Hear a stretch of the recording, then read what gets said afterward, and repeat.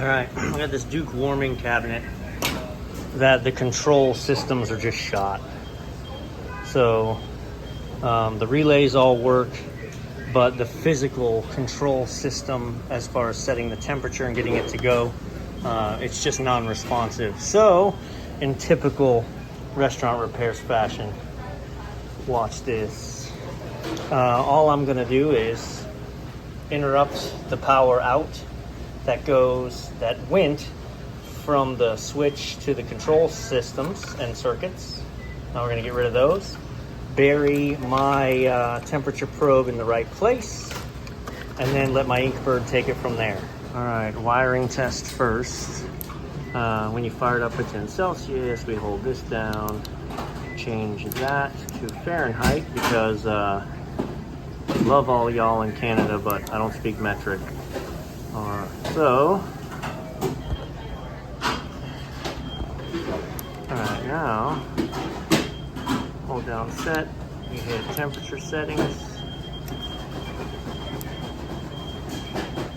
dial this cat up. Right now we're only pulling the amperage of the Inkbird, obviously. All right, let's see what happens here. The heat light comes on.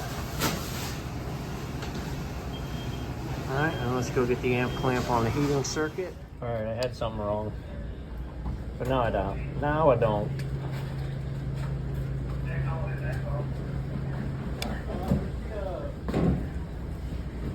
Gotcha. All right, I'll just clean this mess up. All right, this seems real complicated, but it's not, because all this junk in here is paperweights. Basically, we've got, and I noted it here. So other than the red being neutral, so that's messing with brains, it's just 120 volts. So we've got this black wire that runs in as a red to the switch, and then it runs out of the switch and to the transformer, and also into my line in, right? So this is my line in.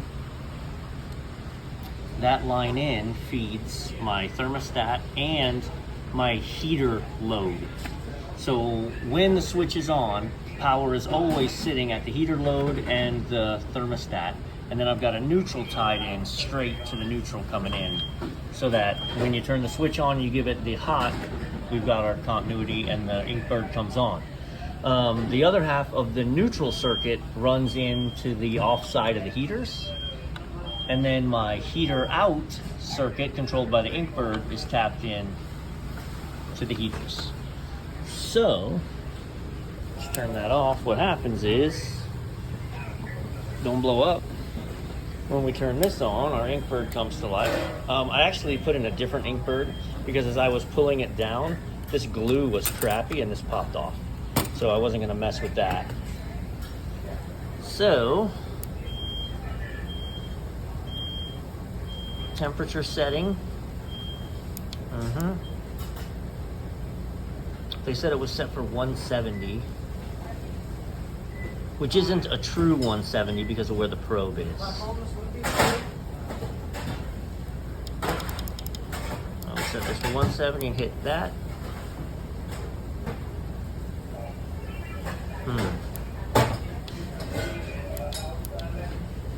Okay, you gotta hit the power to lock it in. It turned into the heating mode. In theory, we should be heating. And let's take our differential and turn that up to, what, 15? So now, our heater line out should be giving us amperage. Yeah, so I mean, there's the breakdown, right? Both my line and my neutral run into the switch. Forget this, I started misdrawing it. The hot runs into the controller, and that's it. The neutral runs into the controller, but then jumps to the heaters, and then my controller turns on and off the heaters. There is a high temperature cutout set in the controllers for 180, so if it ever runs away or fails, because you can be like, what about the high limit? What about all the intelligence? It's, yeah. What about putting in a $20 controller instead of a $700 control board. Was honest with the location. They knew what was up. I've actually done this at a different one of my locations, so I know it works. Sometimes you need a little dialing in, but this is 100% gonna get it done and buy a lot of time without having to spend money on expensive parts. All right, now let's check all the zones. Oh, she was dying. Time to charge the FLIR. You can see they're all heating up. So 6 for 6. I'm gonna pull some of this nonsense out of here and then we're gonna close this up. All right, while I'm cleaning up, I already hear the whatabouts coming. Well, what about having to keep the temperatures all different? What about the holding times? Well, the holding times they never used anyway. And this location literally keeps the same thing in every bin. This is the same product in every bin at the same temperature, so that's why I get away with it. You will probably not get away with this most of the time because they need hamburger patties in this one, and they need grilled chicken in this one, and they need bacon in this one, and they need something else in there, and they're all different temps, and they're using hold timers. This location has its own hold timers like that everywhere. So on all of their products, they're not using the built-ins anyway. So just is what it is, right? And again, this is a location, newsflash, that we operate. So I've said before, we own and operate many of our own locations, and then I service others. So I talked to the facility manager here, which is, me, and we're okay with this. I've done this at a different location. This isn't the guinea pig. I know this works. But if you explain this to an owner and said, hey, here it is, I can make them work, but they're just gonna be the same temperature all the time. You know, you can't delineate, you can't specialize, you can just set a holding. And in this case, 170 gets us at about 165. And then we put it at 15 degrees because that'll keep you above 140.